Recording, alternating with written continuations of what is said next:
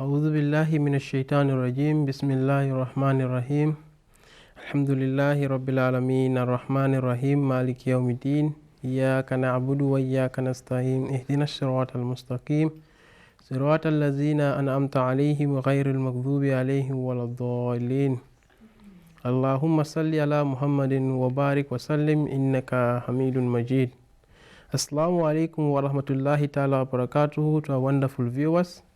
We welcome you again to yet another episode of MTA Kids Time here on MTA International Gambia Studios. We were going to continue from the beautiful personality of the Holy Prophet from our last episode. So before we go further, we will start with the recitation of the Holy Quran from Sister Tahira Fufana. Sister Tahira. السلام عليكم ورحمة الله. وعليكم السلام ورحمة الله تعالى وبركاته.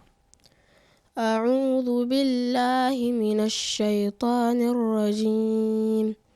لقد كان لكم في رسول الله أسوة حسنة لمن كان يرجو الله واليوم الآخر وذكر الله كثيرا. Walaikum salam. Thank you so much for that wonderful recitation. So we have translation by Sister Mamanja. Assalamu alaikum. Walaikum salam. Verily you have in the Prophet of Allah an excellent model of him who fears Allah and the last day and who remember Allah much. Assalamu alaikum. Walaikum salam. Thank you so much. So if you see this verse of the Holy Quran is from Surah Al-Ahzab. That's chapter 33 verse 22 of the Holy Quran, in which is saying that verily the Prophet of Allah is an excellent model. In that's what we are talking about. His beautiful characters, in which is an excellent model to all mankind. So for him, those who would fear Allah and the last day and they remember Allah much. So you understand. So from our last episode, we were talking about his beautiful personalities. So we continue because we stop from where his marriage. We talk about his birth. We talk about his mother's name, his father's name, and the woman who breastfeed him. So I want to ask you a question: who is the woman who breastfeed Muhammad sallallahu alaihi wasallam? Sister Kishwa. Assalamu alaikum. Wa alaikum salam. The woman who breastfeed him is Halimatul Sadiya. Halimatul Sadiya, wonderful. So he's the woman who breastfeed Muhammad sallallahu alaihi wasallam. So after that, the marriage of Khadija, he gave all the wealth and slaves to Muhammad sallallahu alaihi wasallam, as I said in our last episode. So, but he spent most of that wealth to help the poor and the needy, and immediately he freed all the slaves. So you see. But Muslims believe that when Muhammad sallallahu alaihi wasallam he reached the age of 40, that's when Allah subhanahu wa ta'ala appointed him as what messenger of Allah subhanahu wa ta'ala. So it is said that he often went outside the city of Mecca and spent his time in the worship of what God the Almighty in the cave called Hira. It is about 2 or 3 miles away from Mecca. So this is the lifestyle of the Holy Prophet sallallahu alaihi wasallam. Even though he was among the people whom you know that they are worshipping idols made of stones, made of woods, he was not engaged in them. He was pondering over the creation of Allah subhanahu wa ta'ala. How did I come being? How did this universe come to being? There must be someone there who made all these creations. So he will go to Cave Hira and be worshipping Allah and pondering over his creation. So this cave was situated on top of a mountain about 3 to 2 miles, I said, outside Mecca. So, and said he was dissatisfied with the way of lifestyle which he saw around him in Mecca. He was dissatisfied with the habit of the Meccans, drinking alcohol, doing many kind of inappropriate things, worshipping idols, killing ladies, a girl child, killing girl child, because in their mind, what they have in their mind is they say a girl child have no use, have no benefit for the family. So all those kind of bad characters were within the Meccans. So he was dissatisfied with all those things. So that's why he isolated himself and go to cave Hira to worship and ponder over the creation of Allah subhanahu wa ta'ala. He was Mecca was a corrupt society. So the poor and the orphans were totally neglected, in which he was dissatisfied about also. The poor and the orphans, they were neglected. So as for him, when Khadija gave him all his wealth, what did he spend it on? He spent it what? He gave it to the poor and the needy. So you can see. So and also, people worship many gods made of stone and wood, as I mentioned before. So one day when he was praying to God in the cave of Hira, Angel Jibril came to him and directed him to recite. So it was said by many historians that he told him to recite about 3 times, and it was in the month of Ramadan.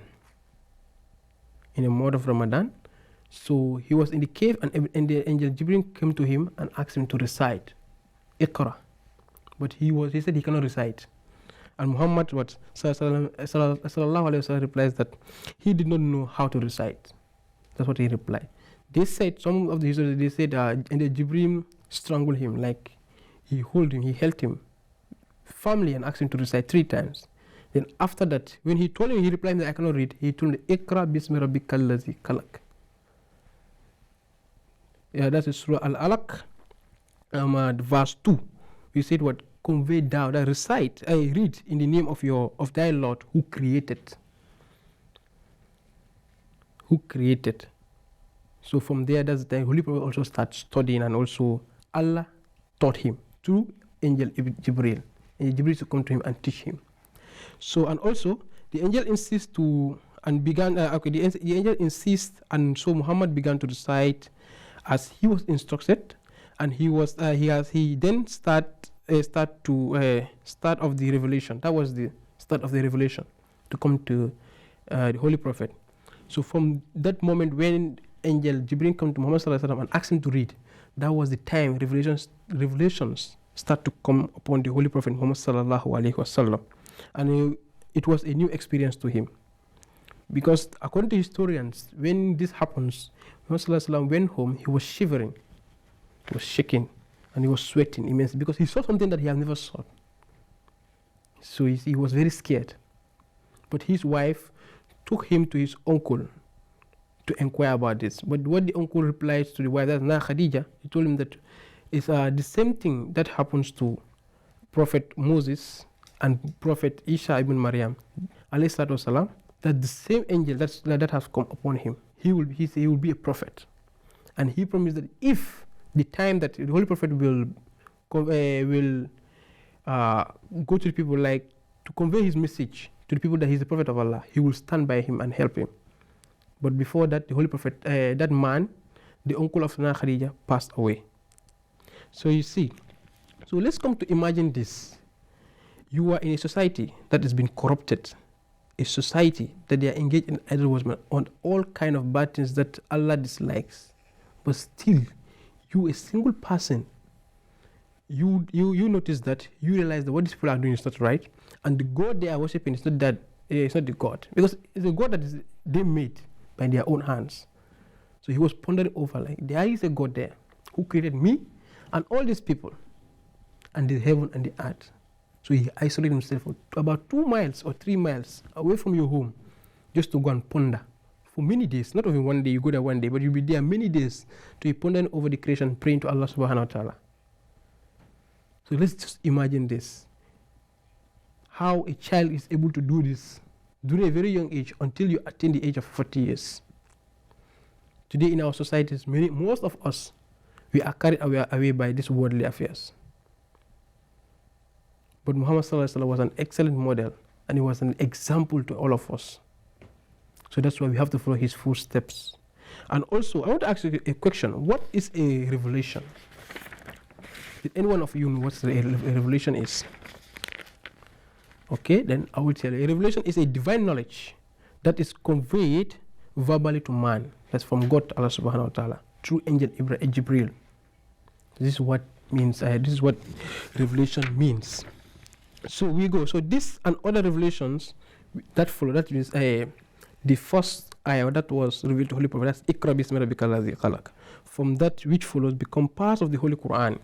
So the holy book of Muslims, the word Quran, it literally means something that should be read frequently.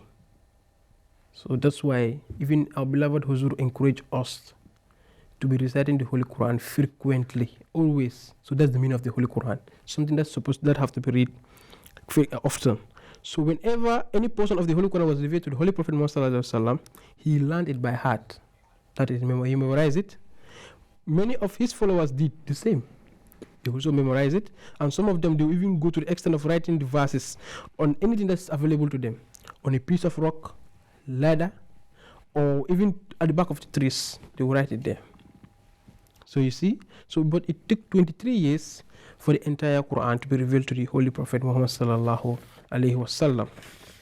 So the Holy Prophet Muhammad sallallahu alaihi wasallam of Islam could neither read nor write the time that the revelation was coming to him, but God gave him a great amount of knowledge through revelations. See, God gave him a lot. He gave him a great amount of knowledge through revelation. So very few people accept him in the beginning. Even his own relatives, when he conveyed the message that he is the prophet of Islam and Allah sent him, they were some people that were, he's mad, na'udhu billah. How can this child just come and say he's a prophet coming from Allah subhanahu wa ta'ala? Although they were the same people who were calling him as-Siddiq, the truthful. And also they are the same person who call him al-Alim, the trustworthy. But they are the same person who turned away their backs from him. They turned their way. Even his own family members, his own relative, the Banu Quraysh, including his own uncle. So you see, and Abu Jahl and the others, they all turned their back on him. So it was a very tense moment of the Holy Prophet's life at the beginning. So at the beginning of at the beginning of his prophethood, he lost his uncle, Abu Talib, Abu Talib, who have been very helpful to him.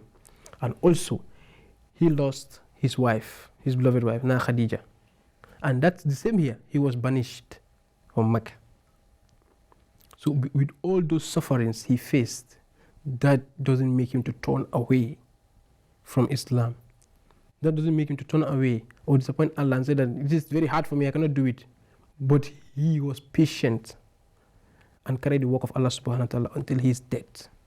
Today, many of us today, if we face the little difficulties in our life, we just say, me, I cannot do this, you just turn your back and go. But no, just look at this.